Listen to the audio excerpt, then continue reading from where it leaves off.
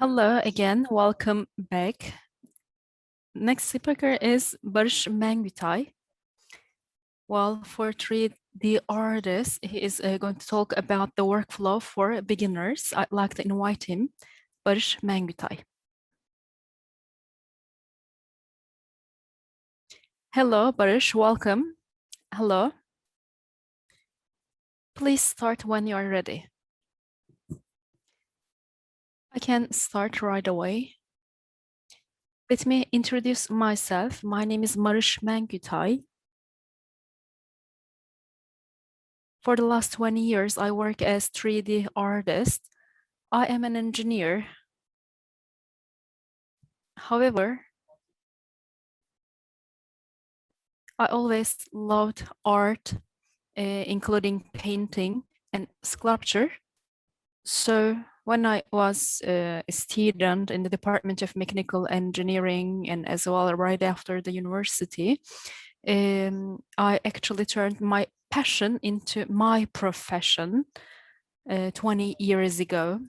I made my mind, I made my decision, and I started working in that area. Well, for 10 years, I worked in a production company as 3D artist. And in the last 2 years, I live in Izmir city. I am a freelancer myself. I do game modeling and I work in this field. And in this session, I am going to talk about a very solid example. It is a low poly game modeling, and I'll talk about the workflow, and I'll as well explain to you all the steps relatedly. And if you do have any questions, meanwhile, of course, we will be pleased to answer. Please write your questions into the box of Q&A. I'll be looking at it, and I'll be pleased to answer. Let me share my screen first.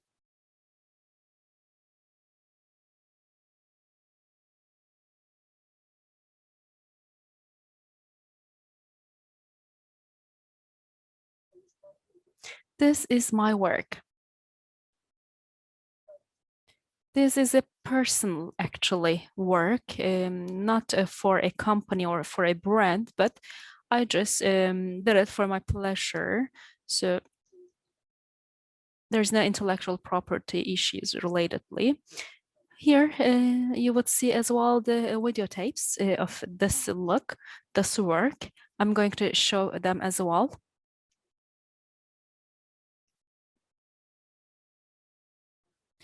This is a character. How did I come up with the idea of creating this character? Normally, people skip this part and they just start directly talking about the modeling, but everything actually has a background. Normally, especially when we talk about the design of a character, it's really important to actually work on the concept. Concept design is done by the concept artists. Generally, they do 2D designs and drawings, and they figure out the characteristic specialties of the character. And as well, they inform you about the colors of the character, and they define the concept. And after that, 3D artist, by obeying all the limitations and as well the rules related to the concept work, just would create the whole design. Well, this is a really detailed work. There are a lot of steps, so I do not want to scare you. I don't want to exaggerate. However, it is something that has to be done correctly. Of course, for this purpose, you need to have some certain practices, which means experience. So now I'd like to show to you my work. I found the concept myself. I'm using a paper and a pen, and well, I also dream about, imagine about the character. Well, this is a mutant game character. As you may know, especially the games that are including violence and a fight, such characters generally have a little bit scary face or aggressive face. Yes, this is a mutant character with short legs and longer arms. Why is that? Because this character is going to use some certain devices, for example, a sword. And if the arm is too short, of course, the ability of the character would be very limited. So longer arms would be advantageous. Short arms, for example, while using a sword, you need to maybe push a little bit the body movement if the arms are too short. However, if the arms are long, then this limitation will no longer be there. So this is a very strong look of the character because there's almost no neck. It's a very short neck. So here you see the head directly, and let's look at the ears. This is a mutant ear, and also you would see the scars on the body. Well, this character is fighting all the time, a problematic character. You would see the sword scars. And in one eye, we also see that, this eye is blind. And also, this character has war paints on the face and a tattoo. And let's look at the belt. There is also there is this skull image, that's head image on the belt, and wearing a very interesting bodysuit. So here you would see the hangers of the belt, etc. The first step is modeling for the CAD directing by using the ZBrush, but it is not compulsory. Stations don't have to be the same. It might change from one artist to another. Before, Maya, 3D Studio Mates, Lightwave Modo were the programs that you could have used. However, their modeling methods singularly by each polygon, you are actually designing the model. And you were actually knitting, waving even the whole model, and there was no hint for the end result, for the outcome. Well, for example, you were working for hours, but in the end, you did not satisfied by the arm. But ZBrush is like working with the mud. So it's just like you are just doing it, creating it as if it is a sculpture. So you just very easily shape it. You can make modifications and the changes as if you are a sculptor yourself. So I will show you the ZBrush steps of this work. I have recorded, by the way, each step, and now I'll just show it to you. I want you to watch it, please.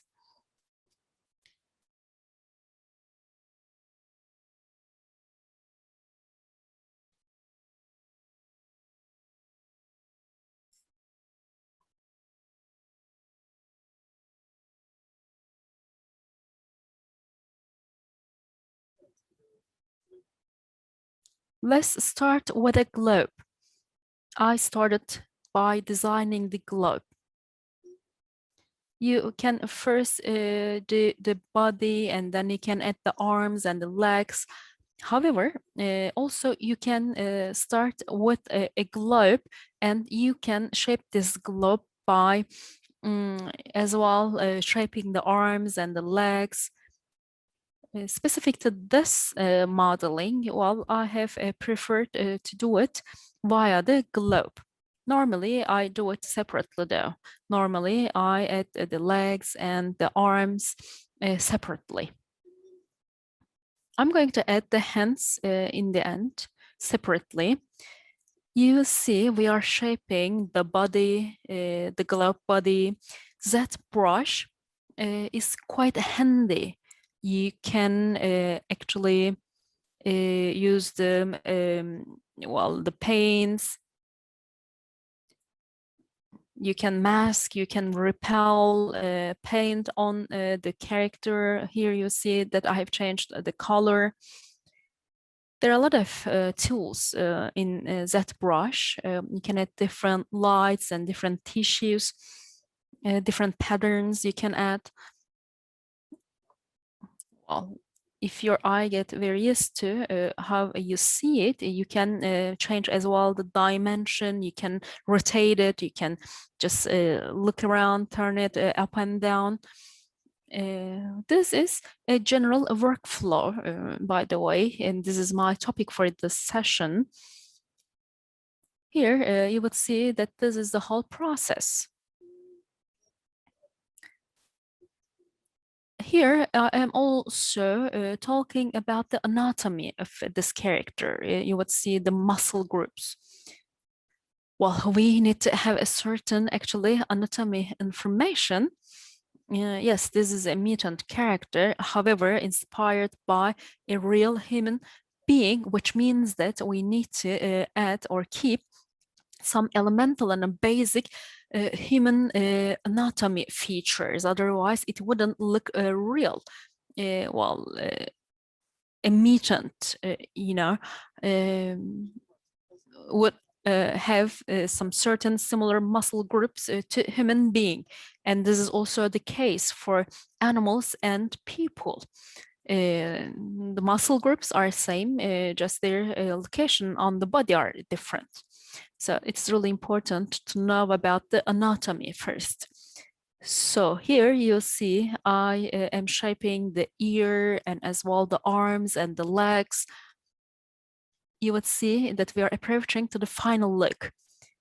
And as well, I am changing the ratios. I'm playing with the ratios. And now I am shaping the face details.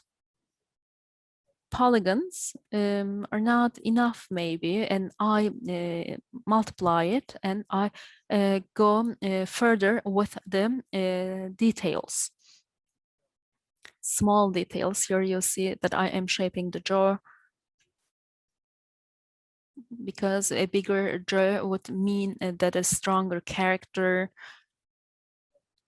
Well, you cannot see the very harsh look on the face yet, but you will see it in a minute. And here you see the mutant ear. And as well on the forehead, I'm adding extra bones. And the neck is almost disappearing. And here you would see the details of the arm, the shoulders, and the back muscles. By the way, I'm not using any reference while working on it. It's just like, you know, I am following my mental guidance. And here you would see different muscles, like tendon muscle.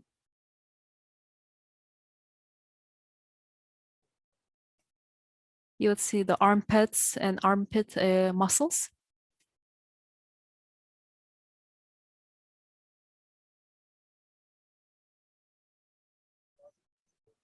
There are some small parts of the body, no matter how small they are, they might require a lot of effort and work. I am not shaping all muscle groups, by the way, because I want this character to be a little bit chubby, a little bit fat character. Well, foot fingers, I'll just skip this part. Well, first, I just shaped it as if a normal, actually human feet, but then I have changed it.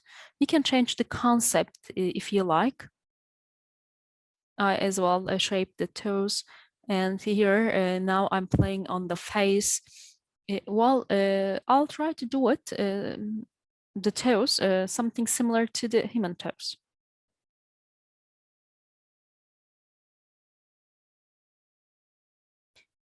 Well, that brush final look is within the video. We'll see it later. And here you see the hand. First, you just shape it roughly and you get your reference point, and then you continue with the details. Well, for example, first I'm making one finger, and then it will be my reference, and then I will make the other fingers. And I'm going to save time. Here you see the nail. Nail looks quite clear. Even you would see different cracks on the finger. Everything is quite obvious, very realistic.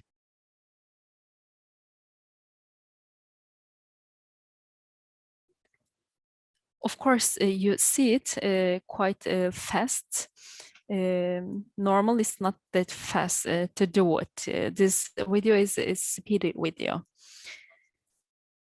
This is the default look that's called default. So we have the open position, and this is how we model it. And I am going to now make the thumb by taking the reference of other fingers. I position it.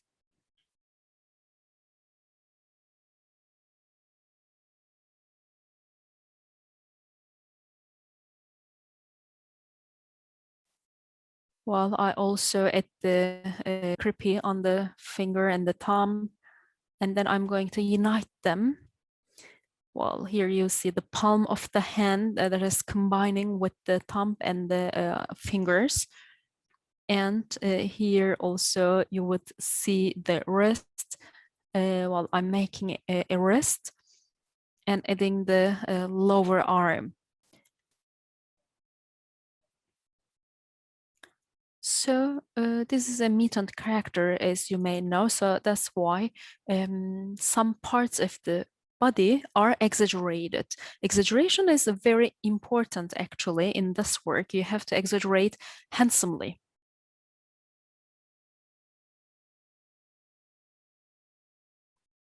Yes, you see also the wrinkles on the body. You see the crisp and the crinkles, and as well next to the wrist, on the wrist you would see the bones and the muscles, and I'm adding as well some wrinkles.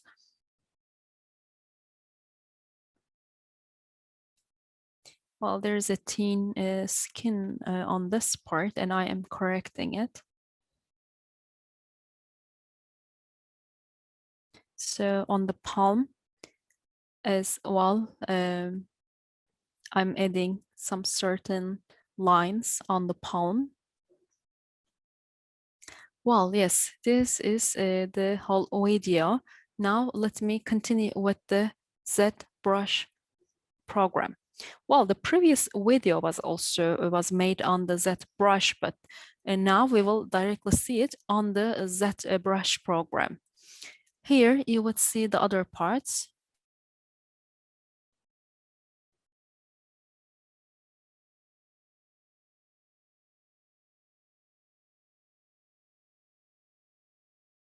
This is the final look of the model. This is the main body. Our model has sub-dive levels, which is called as the polygon levels. The higher they are, the levels as well would go up. You see them. Well, you can, by the way, either increase or decrease the levels. Depends on your desire. And in my model, I have 6 sub-dive levels, and each of them would mean that the number of the polygons will increase 6 times. So this is how we make the calculations. We divide it to 6 times, and then it is 8 million and 300,000. It is the final figure. Well, there are some principles actually for the gaming. It might be either a platform or a computer. So it's really important to use the system sources optimally, which means that you have to have the least number of the polygons, and as well the cover should really cover a little amount of the disk space. These are important, the number of the polygons. It shouldn't be too much, and the texture as well should be small. 8 million and 300,000 model cannot be used on the game directly. Then what to do? We are going to use a technique. Well, we will turn it into a model, and we are going to make a trick as if all the details would appear and look underneath character, normal look. Well, we are using actually a covering mapping. It is called normal map. While all the actually details would look on the character, it is like a coating. We are going to use this coating. I'm going to show to you how to do it. So right after making this model as such, you need to decrease the number of the polygons. And then we will continue with the process of retypo. So here you would see the polygons that we are waving by hand, and all the model will be covered with all these polygons. Why do we do it by hand? Because computers cannot do it automatically. Why? Because the positioning and the location of the polygons also involves the movement of the character. And these polygons shouldn't suffer if one arm or leg moves. So that's why we do it by hand. Retopo can be done by using many programs. However, well, there is one way which is quite practical. It is called Topagan. I am using Topagan for this character. This is actually the waved look. So I waved actually each polygon by hand. If you pay attention, you would see the surface, and this is the direction is just flowing naturally. There are different actually perspectives while doing the retopo. You have to do it correctly. And also, for example, fingers are supposed to move, right? Well, we know that we will change the positions, or the fingers will crook, and as well they will be as well curled. You have to actually put the polygons correctly so that there can be this curling enabled. And here you would see the nails. During the ZBrush, maybe there were 3,000 or 5,000 polygons. Yes, I am doing the retopo here. And this polygon structure has to be open to 2 dimension. Why? Because we are going to make some coating on it for color and for normal mapping. The coating has to be 2D, and it is called unwrap. Well, you can find unwrapping in many 3D programs because there are special tools. Moda is the one that I am using. I opened it in Moda. So here you would see that it is opened for 2D. And here you would see hands. This is the inner part of the hand, and this is the outside of the hand. Just think that you have a plastic ball. Just imagine that you are just laying it down on the table and you'd like to paint on the plastic ball. But you have to do it smooth, right? How can we do it? Well, we can have a knife and we cut the ball, and there wouldn't be any wrinkles on the plastic ball after cutting it, and you can maybe lay it down on the table, and there wouldn't be any actually wrinkles or any problem, and you can smoothly actually paint on them. And this is what we are trying to do here. You see, for example, the face. I have opened the face, and I'm making the whole process on the face. Well, this is what you are to do, right? Just opening it into 2D. And by the way, our model has some certain devices. Let me show it to you. We have the outfit and also like the equipment for the model. Well, I modeled it, by the way, in ZBrush, and then I retopped it in Retopan. For example, the skull does not have many polygons, and it looks quite detailed. That this technique is quite a successful application. Well, I'm talking about the skull part because it looks quite successful. And here you would see the equipment, and I am unwrapping it. You would see different parts. Here you would see the polygon look. You can decrease the number of the polygons. Depends on the location that it is going to be used. So here you see the outfit of the character by using that many polygon. Well, I am actually modeling and retopping the skull. So here you would see the skull. This is the unwrapped version of the skull. Right after the phase of unwrapping, then what do I do? Baking and painting are going to be the next steps. Bake and painting. Where do I do it? Substance Painter it is. Substance Painter is a professional painting program. It is used for the game engines. It is PBR shading method. Normally, 3D models are being rendered, and you are using the processing of the computers for that. Even for one scale, for rendering, well, for example, you wait for 3 minutes or 5 minutes. So it just takes 3 to 5 minutes, but PBR shading is using a different method. So using the screen card feature and the sources of the screen card, so it is a real-time render. What are the features for the real-time render and rendering? Here you can see, well, for example, brightness.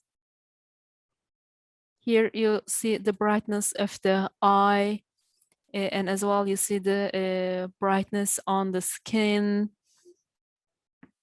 Classic render engines cannot do it right away. However, PBR shading technique, this can be done real time. Real time. Here you see the belt, for instance, and here the belt where it is not worn is glittering, but where it is worn out, it's matte. And there are also embossings here.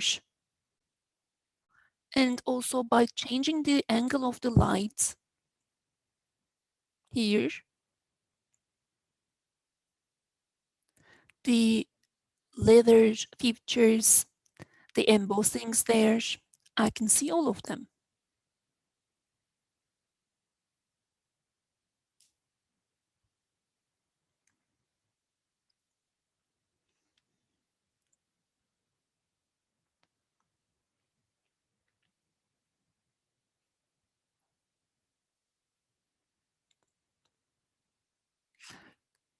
this is it. I mean, real time, we can render it. This is the shading system that we have. Now, Substance Painter, how does it operate? It is very similar to Photoshop, which is like operates as layer by layers. And here we have got this two-piece model, as you see. I have divided into two, like body and equipment. And when I hide the equipment, I only see the body. Here we see the darkness. This is the shadows of the equipment, which is called ambient occlusion, which is the occlusion actually which is seen where the equipment covers it. Here now I see only the equipment but not the body, as I see, because I've hidden the body. Here all the details in the skull are seen. Okay, so with low polygon model, in how did I make sure that it had all these details? This is with big. Here there is this big match maps, and here are low polygon models. There are high polygon model which have been associated. We blend the two together. From ZBrush, I have recorded the high polygon model, and here with this high polygon model, the embosses, the features, all the details, as if it exists on this very model, create a normal map accordingly. When I click on this, it creates a normal map. What does this normal map do? Normally, the render process is when the light source reaches the surface, and based on the texture and the surface of the angle of the surface, it is reflected into our eyes. I mean, just like the normal visual technique. So the light beams that reach out this surface, if there is no problem, it's just reflected towards us. Normal map is something used in order to disguise this, as if there are certain details there. It pretends as such. It creates a map. Let me just show it.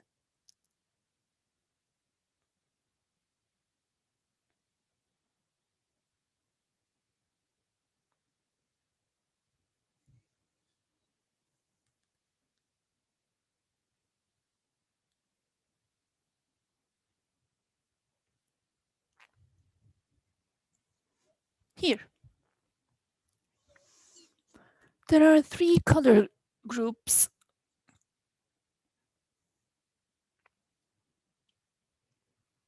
Let me just magnify it. Red, blue, and green. They represent the X, Y, and Z axes. These low pole surfaces in X and Y axis, how many embossings and dents will there be? We use this 3D colors, and we unwrap it, we expose the UVD, and this is the map that we create. And this map has the details that we don't have in our low poly model. It converts them into a detailed map, and we cover our low poly map. And as if those details are also reflected on our low poly models map, which is a great opportunity, because the things that the transaction that we do with millions of for instance, here there is four full folds of what you can use in the game. Let me just see the magnitude. 1.5 megabytes. 1/4 of it is only going to use that space up. And by using certain algorithms, like you can just record this with 200, 300 kilobytes. We can provide all these details, which delivers a great advantage. One of the fundamentals of game design is this. Besides, after doing bake, we start painting. Here you see there are different layers here. Layers and masks are our fundamental tools here, our elements, so let's say. These masks, as you know in mask in Photoshop, where it has an effect and where it doesn't. And Substance Painter is used, this is multifunctional, it's highly functional. To give an example, subsurface scattering is a feature which is the skin. In order to look like a meat, is the light penetrating into our skin, through our skin, and illuminating under our skin, which you can see like when you hold your hand under the light, you see that in between your fingers it's red. It means that the light is penetrating into your skin. We've got this in all our tissues, but we don't realize this. But a plastic mock, we can immediately differentiate it from a real skin. So there is this subsurface scattering feature that we use. And here I have used it. So where does it affect? On the ears, because you know when light hits from the back, it shines as red. Nose and lip, where the epithelium tissue is abundant, and also where the meat thickness, flesh thickness is lower, and where there is eyelid area. So I have created an SSS area. All model was SSS, and with mask, I only pick up ears, lips, nose, and eyelids. I have limited with mask. So we can limit the mask, for instance, the tip of the breast and also tip of the fingers.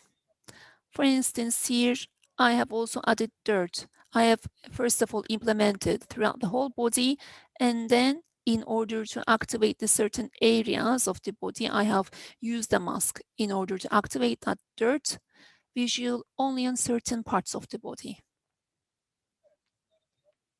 And after doing these, let me just see what else can I explain, any other detail. Well, let me also show you other maps.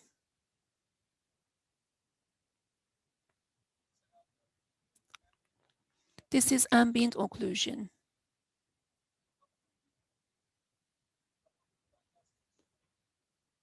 Here, between our fingers, it's like a closed area because other finger covers it up to a certain extent. It is not exposed directly to light, which is actually beneficial for us. This is something really functional because in some areas you just make the color vivid, and in some you just make it pale. So that's why using this ambient occlusion mapping as a coefficient, it gives us realistic results. This is ambient occlusion. This is the color coverage over the body, which is something that we do manually. This diffuse map is what we call. Here you see the facial area, and here we see the eye, so on and so forth. Here is the normal map that you've seen. This is roughness, which is matteness and shiness, glitterness. The areas in dark are the places which shine the most, and the ones light colored, they are the ones that are matte. And when we are going to be transferring to the other program, like a game engine, all the tissue features, we record them on maps, and in those game engines, we can real-time render them. And here, this is the SSS, which I have talked about, which is subsurface scattering. And here, the color is light, and here it is because there is high light permeability, and where there is dark, there is low permeability of light. And here we see the ambient occlusion here behind the belt, for instance, it is totally covered. That's why it is dark colored. And here we see the equipment, the color covering, which is the diffuse map.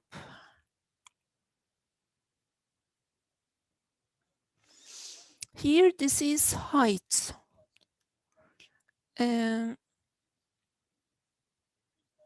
Low and high height.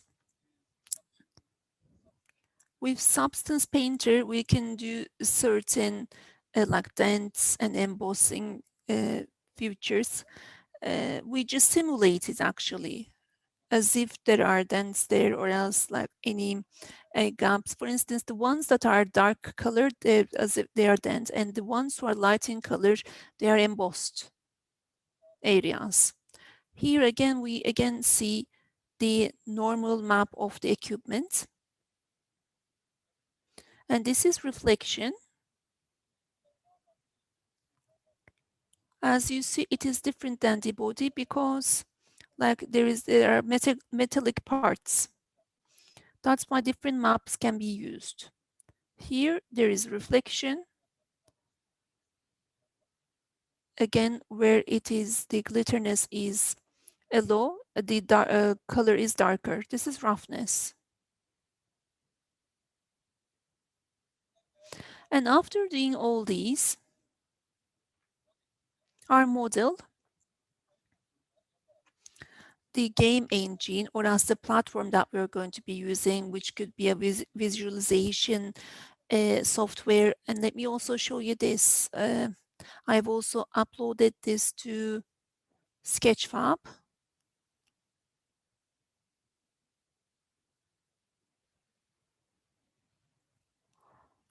I will keep you waiting for some time.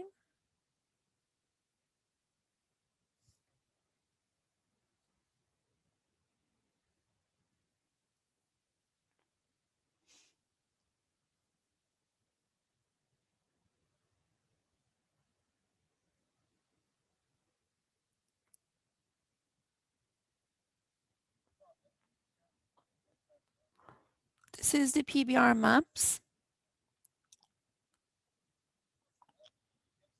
This is from a website. And with the codes on that website, this is the real-time render engine. And here the shaders here, the maps here. Really successfully, you see that they yield a result.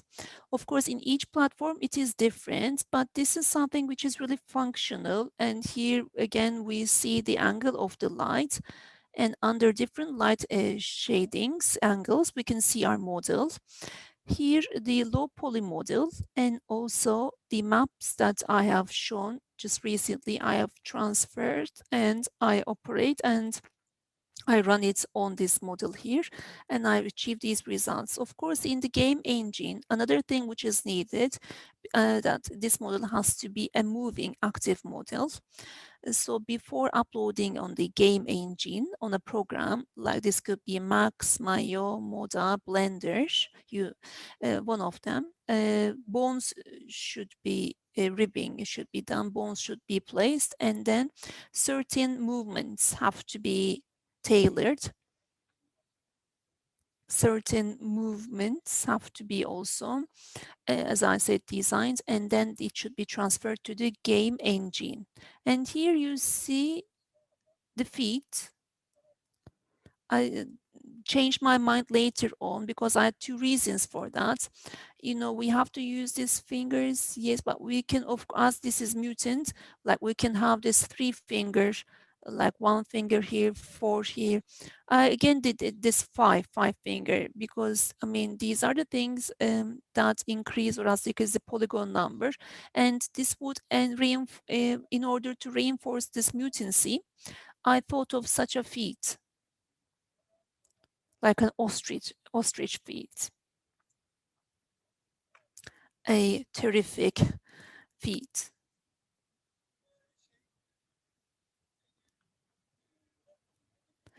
3D low poly model. From the design stage to the final stage, this is the main framework of the process. There are, of course, other processes, but we don't have the time to explain all of them because there are all sorts of details, but this was it in general. I hope that I have been able to answer your questions in your mind. If there are any missing topics or else any further questions, you can ask. Well, thank you so much, Mr. Barış, for your workshop. I don't see any question. Anything that you would like to add? We've got 4 more minutes.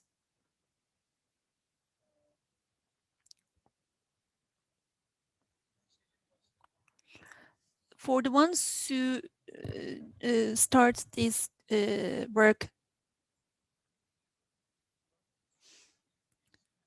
there are many impactful things that we see in games and we get enthusiastic in order to do the same things. We make certain attempts, but we don't know how to start, etc. And we need actually, of course, a certain process. It's possible. There is no need for us to explore the United States time and again. So, of course, reviewing materials is not enough.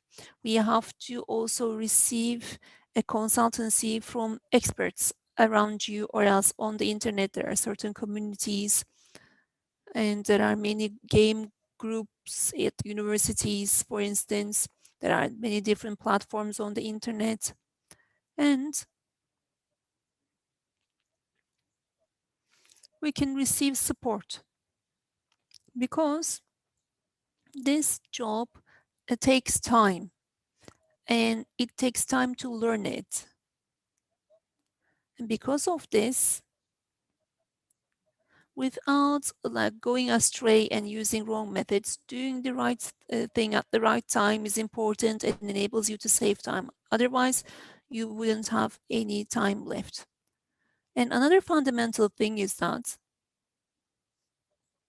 which is asked frequently, do we need like sculpture capabilities, sculpturing, or else painting? According to me, yes, it requires, because there are a few things here. First is,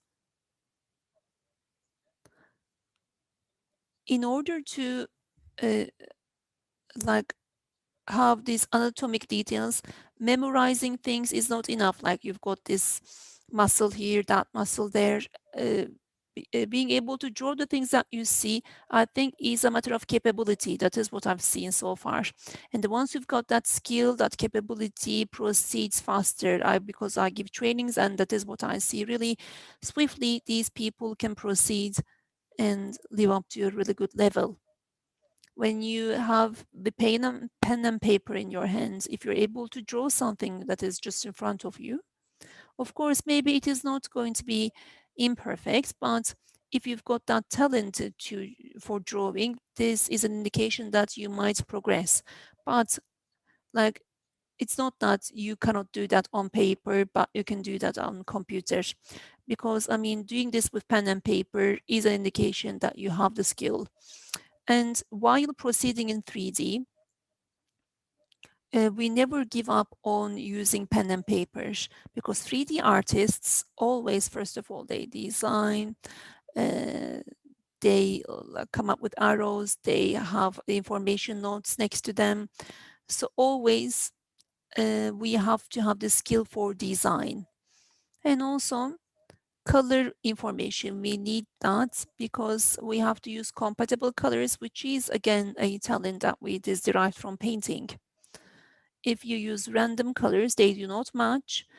Color harmony is important and is one of the fundamentals of painting, just like rhythm, harmony, empty, full. It has got certain principles, and color has got certain principles. And in order to know these, painting experience is really important. And the ones who are going to join this area, before logging on to 3D programs, first of all, they should do a painting initiative. Try themselves, and if possible, they could progress first of all in painting, and then we would be less challenged actually when it comes to developing these on the computer. Thank you so very much. Well, we have received a question and we can answer that question and end the session. The devices that you use, what are they for sculpting, for instance? Do you use a tablet which doesn't challenge you? Asks Amer. Well, the device that I am using is my computer. It's a really old computer. However, it is desktop. Desktop computers are more have got a tendency for upgrades. It is 11 years old, but I've changed certain bits of it. So with Substance Painter, which I've shown, it doesn't operate under a certain configuration, but I have updated my screen cards and increased RAM and hard disk is really important. Opening the programs, recording and closing them. SSD hard disk was a great problem. Now it is all of an advantage for me. This graphic card, it being a new model is also really important. This in order for PBR functions to run, to be able to run. And also the tablets that I'm using, it's an old tablet. It is Wacom. You know, Wacom is one of the best devices in this area. Wacom Intuos 3 is what I'm using. It's been more than 10 years since that it has been with me. It's the same tablet. And the pen of my tablet, the tip of it, I've just recently changed it. For 10 years, I use the same tip. This is the second. And you know, it has got 5-6 different tips. I thought that every 6 months I was going to renew the tips, and then just like the shaving blades that I would have to go and buy. But no, it's really quality. It turned out to be really quality. But in new generation tablets, within 15 to 20 days, I see tablets that tips ran out. There are different qualities, of course. And tablets, I mean, the moisture of our hand is exposed. The tablet is exposed to that and also to dirt, dust. It is prone to breaking down. The tablet quality in that respect is makes a difference and like prevents it from breaking down. With other brands, it's not, I sound like doing an advertisement, but it is a matter of experience. With other brands, I see here sometimes that their pen is run out, I mean, or else it is broken down and they have to buy a new pen, which is more expensive than the tablet itself.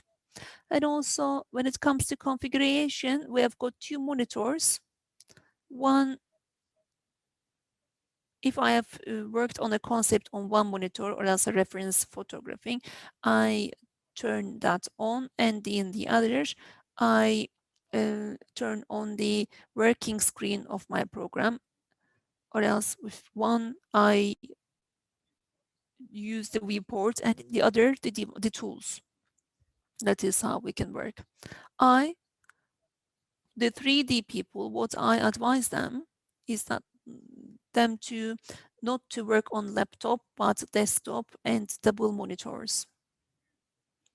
And I advise these monitors to be as big as it could.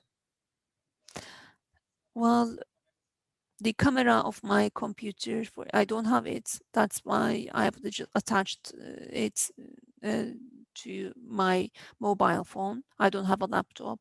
I use this external microphone. That's it. Thank you so very much for your sharing for this workshop. Hope to see you. I hope that I was beneficial. Thank you so very much. Thank you indeed.